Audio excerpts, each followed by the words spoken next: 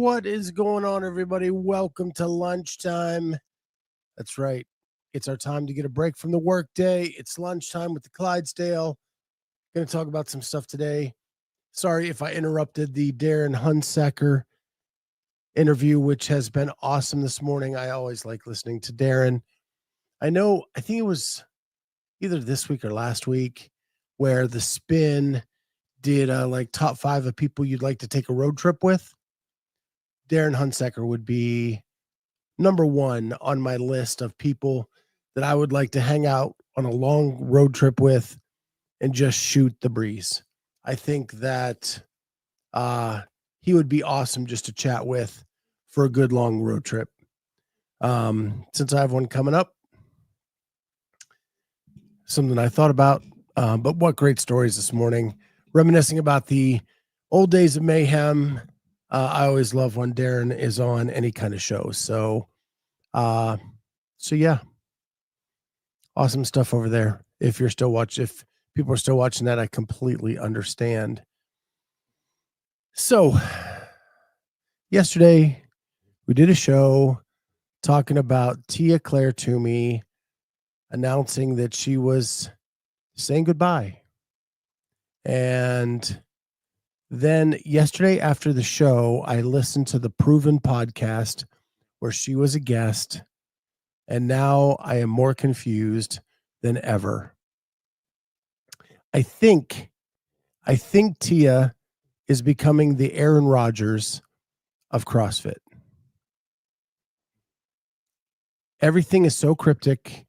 Everything is done in little sound bites here and there, and you're trying to piece it together. And at the end of the day, none of it makes sense. And we're all kind of left feeling like, I don't know what's going to go on. What's up, Andrew? Hey, I forgot to throw my dart. Got to do that. So here we go. I'm going to move my mic this time. That was weak. I did hit the board. 9 maybe again up there in the upper left. But I did hit the board, not the wall. So we'll call that a win for the day. Got to keep people wondering so they keep watching. When you post something, clearly it's calculated. I think what's confusing to me, not confusing to me, what's hard for me is while I think that Tia is the GOAT when it comes to CrossFit athletes of all time, I think that it's so hard to listen to her. As great as she is as an athlete, I've never been a fan of her internet content. I'm not a big fan of just watching people work out in training sessions. I know other people like that stuff. I want to hear stories. I want to hear. And so I remember like way back in the day, and when Craig and Jazz used to tour around to different athletes, they would travel with Shane and Tia. And during those sessions, they were very interesting. You'd get great stories. You'd get funny anecdotes. Then when they started doing their own stuff, it just went blah. And it just, everything is talking in circles. And so I guess I'm just going to play a couple things to try to figure this all out. And so the first thing I'm going to play is the Instagram video that was posted on Wednesday that made us think that it was the end. So first we have this Instagram video where she is talking, and I'm going to go ahead and hit play. Different. This time, it's my moment to say goodbye to this chapter. This sport has given me everything. Every challenge, every triumph. So goodbye to this chapter. And then she talks about the sport. So we're assuming that the chapter is her CrossFit career. That's what she's leading us to believe. She's showing us clips now of her CrossFit career. And most importantly, the incredible community that surrounds it. Competing to be the most Again, fans in the crowd of a CrossFit event saying goodbye to the community. dominant athlete in CrossFit history has been my life, my passion, and my purpose. And it's shaped me in ways I could never have imagined. But I'm always going to remember and be so grateful for the love, the lessons, and the legacy I will continue on striving to build. So she's talking about her career in kind of like a past tense kind of thing. Now it feels only right to bring it full circle. Celebrating where it. And then she goes on to talk about the Torian Pro and wanting to do it all in front of her Aussie crowd and her Aussie family, and that she hadn't been there in a few years because she had gotten the exemption to do the semifinals here in the States. So she hadn't gone back to Australia. And now this was going to be her first time back in a couple of years, and apparently her last, to say goodbye to this chapter. So that's what I took from that. If you watch the long form YouTube video, it's very much the same thing. It just kind of talks about other things before. And this clip is from it at the end, kind of dissecting that she is saying goodbye. So then we did a whole show yesterday about her saying goodbye. What does that do to the field now at the CrossFit Games? You don't have the most dominant woman in the sport back anymore. What could that mean? So then after the show yesterday, we pull up this proven podcast. And so leading up to this, she talks about the celebration in Australia and how she wants that to happen. But she also talks vaguely about that she has to give her all to the High Rocks partners that she is partnering with at the World Championships.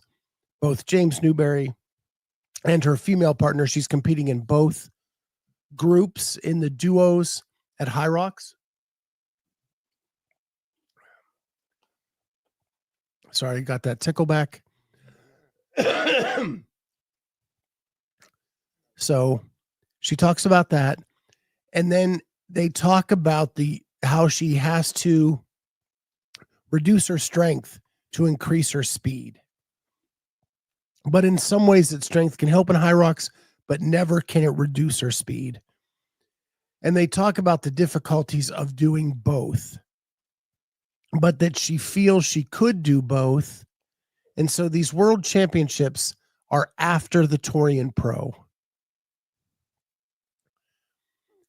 And then, but she's talking about doing both. Well, if Torian Pro's the end, and then the world championships, and then the games, at that point, there really should not be both. But she's talking about it like there is both still at that point.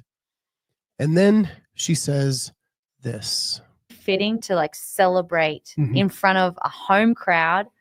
And I've definitely been in front of a home crowd before, but I actually want to take this moment in case like there's never ever going to be another time.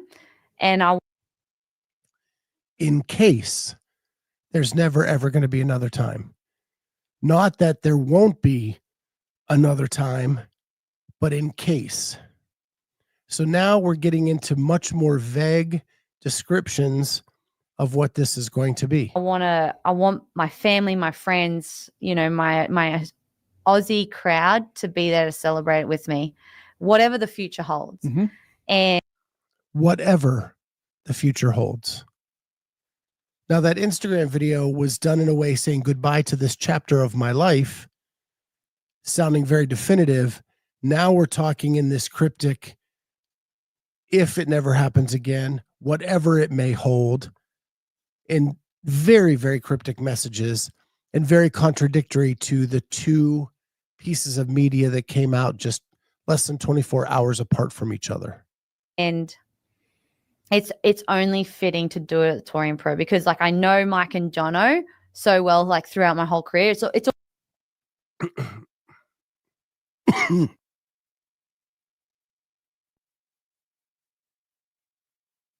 So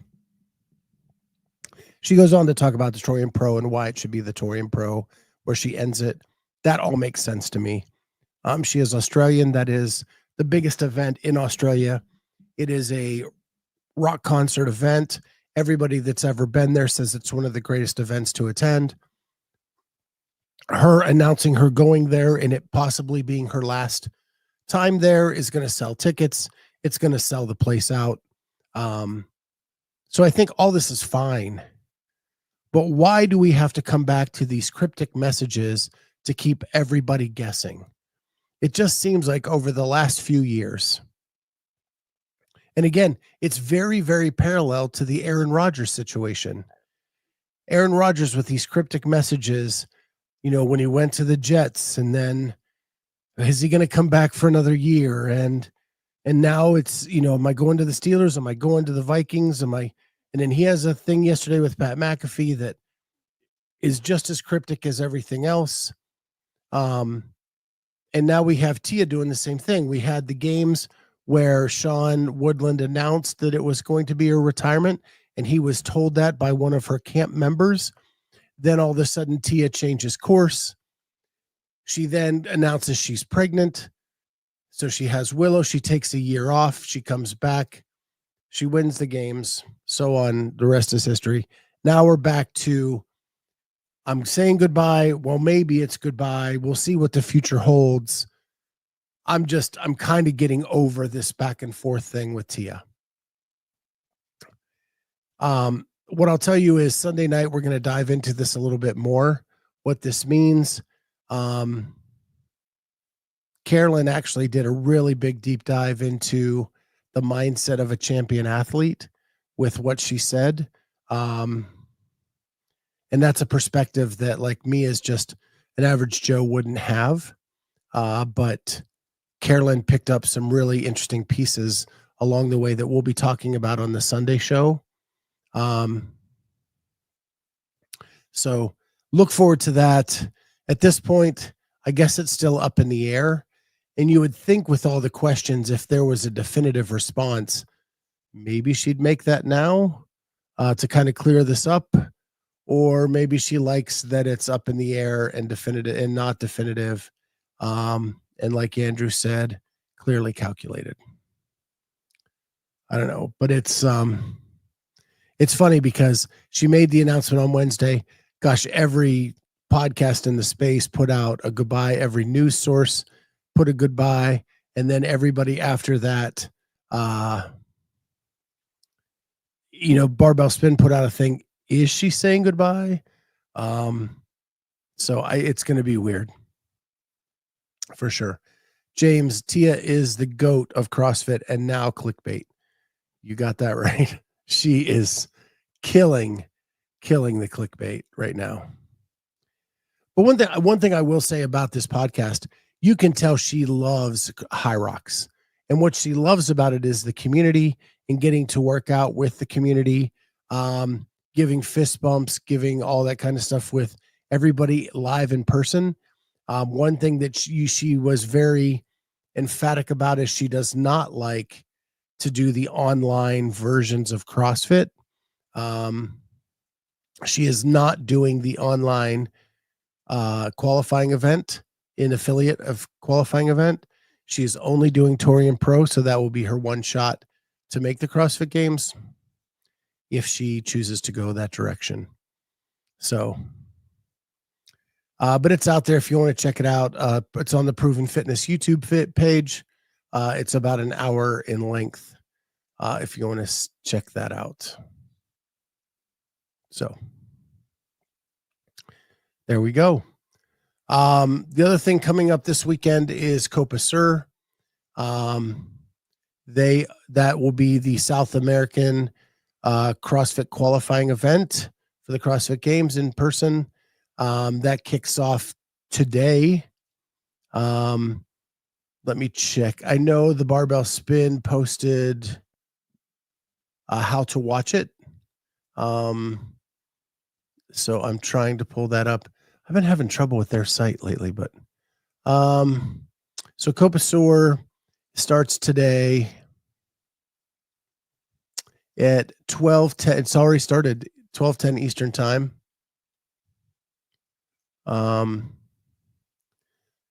Or no, 2:10 Eastern time. Sorry, the page went away for a second. So from 2:10 to 4:40 today Eastern time will be event 1, and then tomorrow will be events 2 and 3 from 11:36 a.m. to 3:33 p.m. Eastern time, and then Sunday is 8 a.m. Eastern time to 2:18 p.m. Eastern time, and that's 3 events. So 1, 2, 3 format for the weekend. That will be down in Copa Sur. They have their workouts announced. Road to Hell is the first one. 5 rounds for time, 800-meter run, 10 thrusters. Time cap 30 minutes, very similar to what started the Mayhem Classic. Individual event 2 is a barbell complex of 3 attempts for a max load, 3 cleans, 2 front squats, 1 jerk. That's been done a few times at the semifinal level. Individual event 3 is the 30-30-30 that we saw at Mayhem.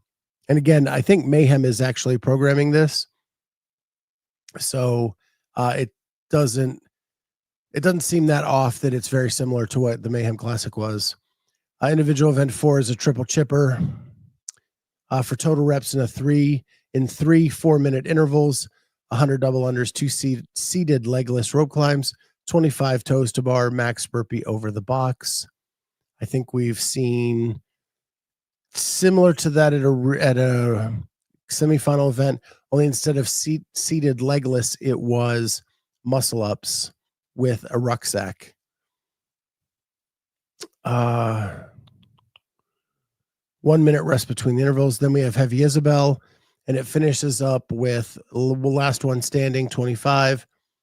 Part 1 for time is 16, 12 echo bike calories, 12 one-legged squats, 96-foot handstand walk. 88 to 6 echo bike, 6 one-legged squats, 50 and 35, and 48-foot handstand walk. Time cap 4 minutes. Fastest 10 athletes advance to part 2. Will be then 12 to 8 calorie echo bike, 8 one-legged squats, 48-foot handstand walk. Time cap 2 minutes. 5 elimination rounds. So they are doing an elimination style event to finish up Copa Sur. And there's pirouettes every 48 feet on the handstand walks. So those are the workouts. Some of the big names down there on the female side are Julia Cato, Andrea Pinheiro, Victoria Campos. Oh, they are not competing this year. I'm sorry. So Julie Cato, Andrea Pinheiro, and Victoria Campos are all not competing this year. But we do have Kaylin Souza, Bruno Marins, who made it to the games last year. They'll be competing. And it looks like, and I believe this is one of the events where it's exclusive to the people from South America. So all of the athletes competing are from South America. The Barbell Spin has listed the links to the English broadcast for the event. You can go to thebarbellspin.com, and they have all 3 links to Friday, Saturday, and Sunday to the YouTube feed of the English broadcast. They're also going to be broadcasting in Spanish and Portuguese. So you have 3 options for languages to watch Copa Sur. And thank goodness one of those is English, and we can watch this weekend. So, and I'm sure we'll be doing a full recap with the ladies on Sunday Night CrossFit Talk. So make sure you tune in for that. I wonder what else is going on in the space today. Looks like Syndicate Crown and TFX are putting out their confirmed reports throughout the week.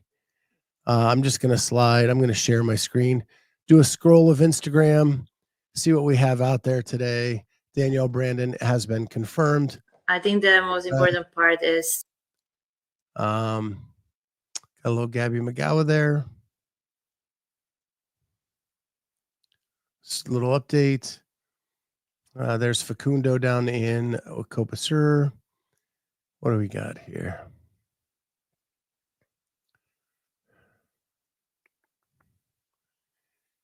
Syndicate Crown put out their schedule, but we're still a month away from that.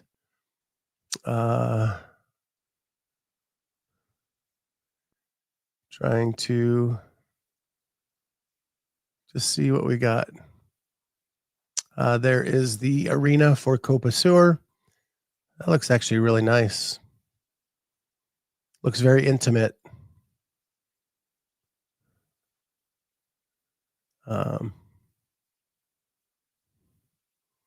Yeah, I like that a lot. That's a nice arena setup for a CrossFit event. I think those are the places that we need to look at in the future.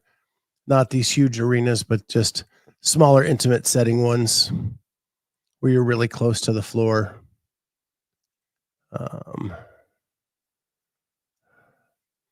Dallin Pepper's confirmed for Syndicate until he qualifies in the online.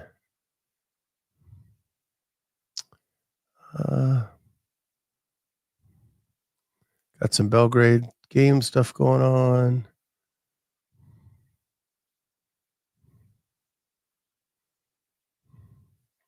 It's been kind of a slow news day this week, or slow news day today. It's really all about Tia. Kind of catching up on that. There's Thor. That guy's so big. So big. All right. Yeah, I was just doing a quick scroll to see what we had, but doesn't look like anything major's happening today. Got my daughter coming in for Easter this weekend. That's going to be fun. So we got that going on, and we're going to be prepping for our trip to Montana.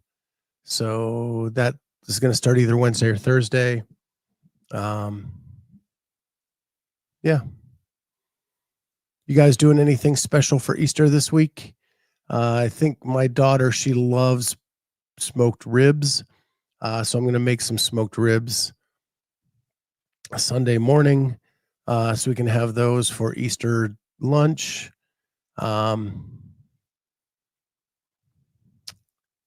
And I think that's really, we've got that. She's doing a senior picture package for someone here in Columbus on Saturday. Then we go get her pickup truck on Sunday. I get my second car back for the first time in over a year. That'll be nice. That'll make getting to the gym so much easier. Wow. And we have Meredith Jones, must be rich, dyeing some Easter eggs with kids. We did that like last year still with my daughter. She's 20, she'll be 25 in July, and she still loves dyeing Easter eggs. But man, they want so much money for a dozen eggs right now. It is insane. I've heard it's like the Asian bird flu, but that has gone away. Yet we're still like charging a fortune for a dozen eggs. Like, what's the deal with that? And why egg? Why are eggs the thing that? I mean, my chicken prices didn't go up at the same rate the egg prices did. I'm really thoroughly confused at the reasoning behind all of this. It just doesn't seem to make any sense. Maybe I should buy some chickens, put them in my backyard, and do my own eggs. I used to eat so many eggs a day that when we would go to the store, like the checkout person would go like, "Are you guys baking cakes?" Because there were so many dozen eggs. And I've really backed off to like not eating eggs for the last couple months just because the expense is way too much. And I miss it. I miss having some eggs in the morning. And I really miss having deviled eggs at Easter. I love a good deviled egg. I like any kind of egg, like poached eggs. I like poached eggs. I like eggs once over easy. I'm not a big scrambled egg guy, but I can do it. So we did an Easter egg hunt until like 2 years ago. My daughter and I did an Easter egg hunt against each other. My wife had hid them.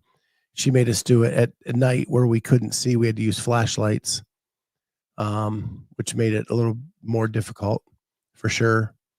That was crazy.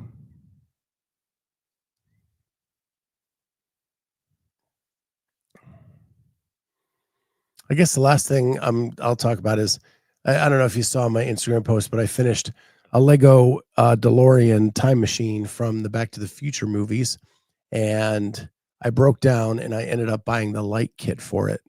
So I'm waiting for that to come, and it's supposed to be like at a minimum a 2-hour build to pull apart the bricks and to put the lights and the wires into the bricks so they're hidden.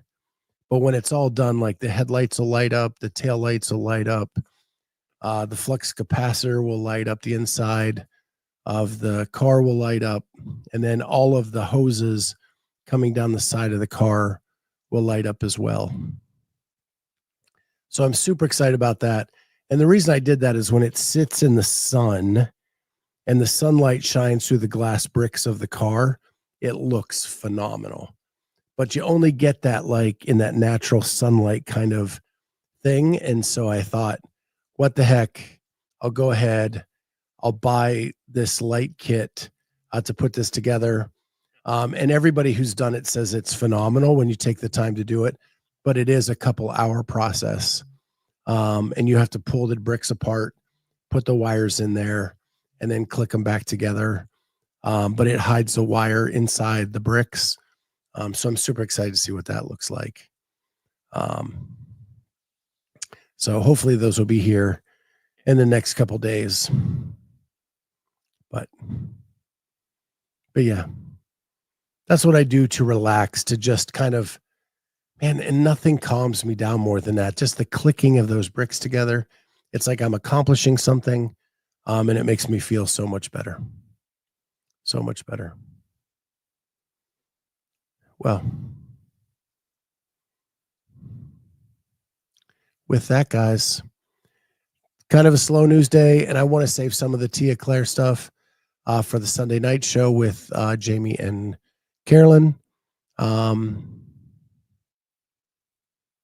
of the people I know that are in the Masters are getting their emails validated, and it's official that they're coming to Columbus for the Masters CrossFit Games, which is going to be a blast. Can't wait for that. And other than that, it's time to get back to work, you knuckleheads. Lunchtime is over. Oh, Jay Birch signed up for the Masters Games. So it was to compete, Jay Birch? Or to judge? Oh, to volunteer. Gotcha. Didn't know if you paid the man so much that you took a step up.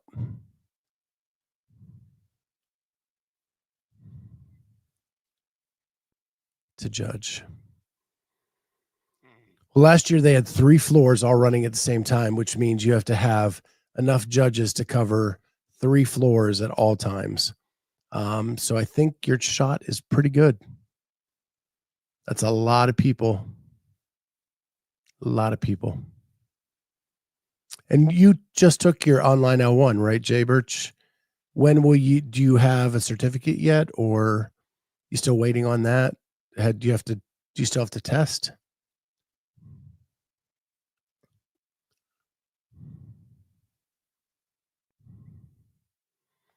Andrew Stin says, yes, we'll need a lot of judges. Yeah, they are I know they get a lot of flack sometimes. They are the unsung heroes of these events. You have 10 lanes, 3 floors, that's 30 judges at one time. And if you want to give anybody a break during the day, you need to you need to have probably double that at least. Jaybert says he signed his agreement, so he should be finished. That is awesome. That is so awesome. I can't wait to see you out on the floor, buddy.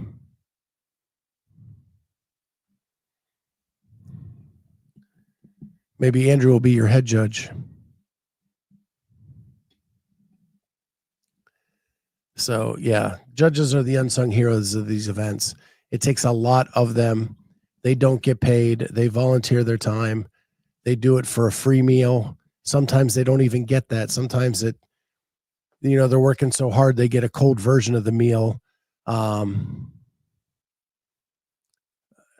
hour after the fact that it came out. But yeah, that's why I love when the athletes go out and shake the hand and thank the judge, because that means a ton to them.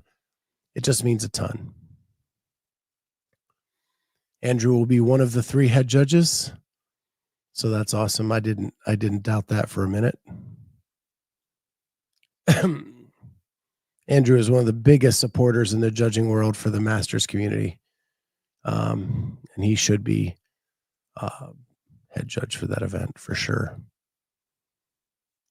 All right, guys. With that, sorry we don't have a ton to talk about today, but I did get my iPad in the mail yesterday. So we are set up to do the show live from the road next week once we hit the road.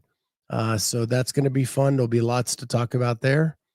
And we'll have some results Sunday night for Copa Sur. And we'll talk about the TIA news a little bit more. Maybe we'll have some clarity by the time we go on air Sunday night. With that, guys, get back to work. Lunchtime's over. We'll see everybody next time on Lunch with the Clydesdale. Bye, guys.